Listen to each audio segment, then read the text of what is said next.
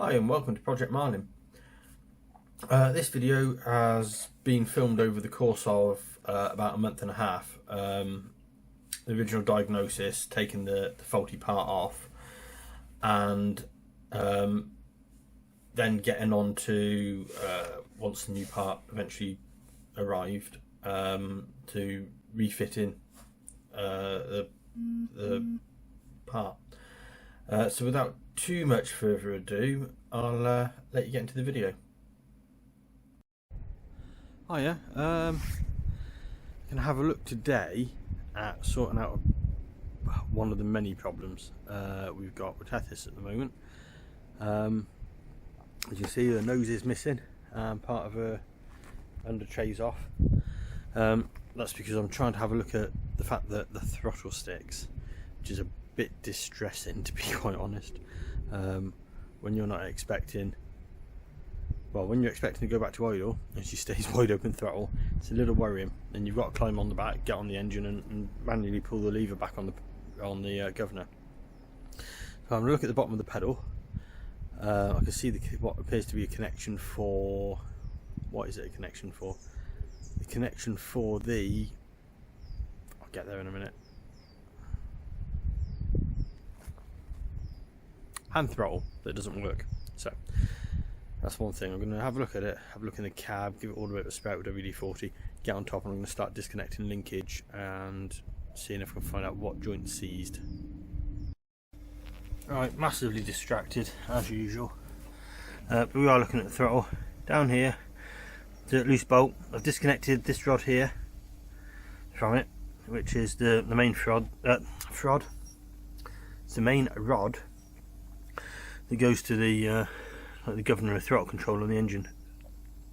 Now, with the engine running, pump up the air system. If I pull on the rod that I've disconnected, it revs up and I let go, and it just goes back to idle quite nicely. So that's not my stick and throttle problem.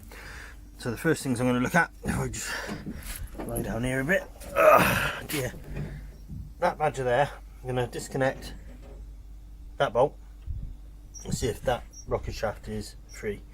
If not, we've got to get down. I wonder what that was. Get down there and have a look at that lot. It's going to be difficult. It's going to be fun. Whether I get the video or not, I don't know. I'm going to try. But as soon as I meant to video it when I had it running, I forgot. So we'll take some more bits off and we'll see where we get to.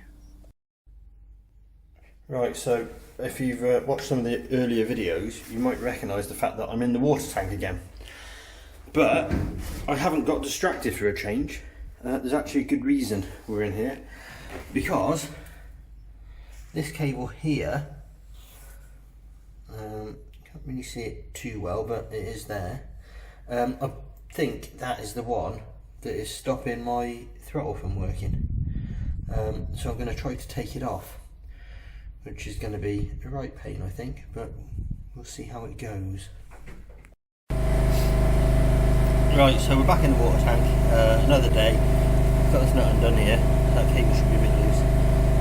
I can't get the pin out of the bottom of here, so I've brought some more tools. I'm going to try and knock a bit into there, so I can undo this, take this whole lever off. And then I might have to take this bracket off here to be able to lift it up, and then try and undo it up here, get the clever spin out. And I'm going to get on with that, and we'll see how it goes.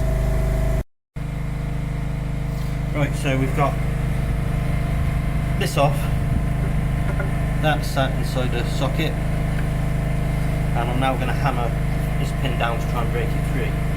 I've got a punch as well, so we'll get that apart. I was hoping I might put the lever back on, but I can't put the bolt back in because it's shot, so we'll have to see from there. As usual, quick change of plan. Everything's stripped off the cable. This is a rose joint that's been used as a mount. It's very seized up, it's a bit manky. So we'll take that, we'll throw it in something to leave it soaking, freeing it up. The plan I had to get it apart is still the plan, but I wasn't happy doing it on top of that gearbox casting. So this is going to come up, everything now is going to come up out of the tank, and we'll try and get that apart.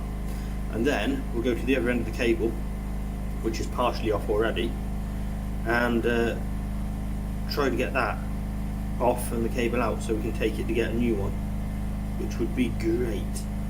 We're going to have to get it made, I think. Can't imagine it'll be in stock anywhere, something like this. So we'll get one made. There's a couple of other cables on the truck that need replacing, although this is the only one that's urgent for driving it. So we'll see how it goes. Right, okay, so that's the crossbar linkage. Whoops. That is the fitting I did the other day to get the throttle moving freely. This is the cable, other end of the cable, I think. So that's undone there. I need to get these two bolts out and then try to thread the thing all the way back out and through, which will be fun.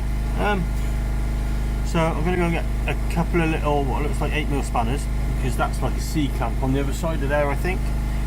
And we'll undo those and see if we can get it out. So these are the parts off of the end of the Baldwin cable, well, say Baldwin cable, off the push-pull cable for the kick down. I need a new screw to get that pin out and free that rose joint up if I can, or replace it.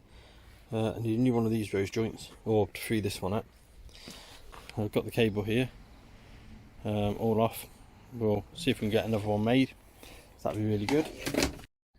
Okay, so we've got the rose joints at home. Chuck them in this tray. I'm not sure what's in this tray. Might be I think it's from when I was doing one of the brake cylinders. This one's seized up, and this pin's seized into this one. So I'm not sure how long it's going to, how much good it's going to do, but I'm going to cover them in penetrating oil and leave them while I go off to collect the cable, which has been done. I should have done these a little while ago, but unfortunately sort of forgot about them, to be quite honest, because I've had so much else going on. But yeah, we'll see how all this goes. There we go, under a load of thin oil. Hopefully that'll soak in. When I come home, we'll replace the wonky vice for a working one, and we'll see if we can feed those up. So, shiny new vice, nicely soaked rose joint that now moves. So that's alright, that was that. A little rose joint does move, it's quite stiff still. I'll try and soak that a little bit more and clean it up. But the important thing is, pin's out. So, oh, didn't even realise that wasn't round. Anyway, then a little bit of emery on there before it goes back in, and with the new cable that we've got now, we can get the kick down working again, hopefully. So once again we're in the tank. If I show, there's a kick down lever and the bracket for it, where the kick down lever goes, and the bracket for the cable. There's the plate. Here's our new cable. With the lever and that on the end, new bolt, that all comes free now. So we're going to try and thread that through, and hopefully I've got the bracket in my pocket. So I'll start that when I've got some progress. I shall show you. So you see the lever's on, the bracket's in. It's not focusing where I want it to. There you go, bracket's in. Is only in loose. Oops. So let's tighten it up, and the bit on the end there wants sorting out, but that's this end sort of done. The cable's all bent round. I need to go up the other end and put it through a bit so I can get a bit more movement on things. So the rose joint's on, the pin's in, the R-clip in. Just need to adjust that. But I'm going to fit the other end up first. Right, the cable comes up there, clamps on the other side of this, and goes up through that bracketry there. So we're going to get and connect this, and yeah, we'll see if we can get the other end adjusted once this is all connected. There we are, all connected up. Come on. Now it's just a case of doing some adjustments at the other end. Why won't that? Don't know why it won't focus. Oh well. As you can see, we got the new cable fitted. One thing and another, I didn't have the camera with me when I went in the tank to do the final adjustments. But it's all adjusted up. It's all working nicely. Quite pleased with how well it's gone. Really, it's a job that needed. I didn't know needed doing originally, but once I found out the problem, it needed doing quite badly. Those of you that were listening early on in the video might have heard me refer to the truck as Tethys. We've been talking and we thought she needed a name other than the Marlin or the truck. So we came upon the idea of calling her Tethys. The main reason is she's huge, and Tethys was a titan in Greek mythology, and she was also the mother of all the river gods. And being that we can hold 14,000 litres of water and we can shift that in quite a lot of time, it seemed quite a fitting classical name for her. Anyway, that's enough of that. So thank you for watching from me and from Tethys, and we hope we'll see you again. And if you've enjoyed these videos, please click like, please subscribe if you haven't before, and if you know any friends that might enjoy our videos, please tell them about us, and we'll see you again soon. Thank you.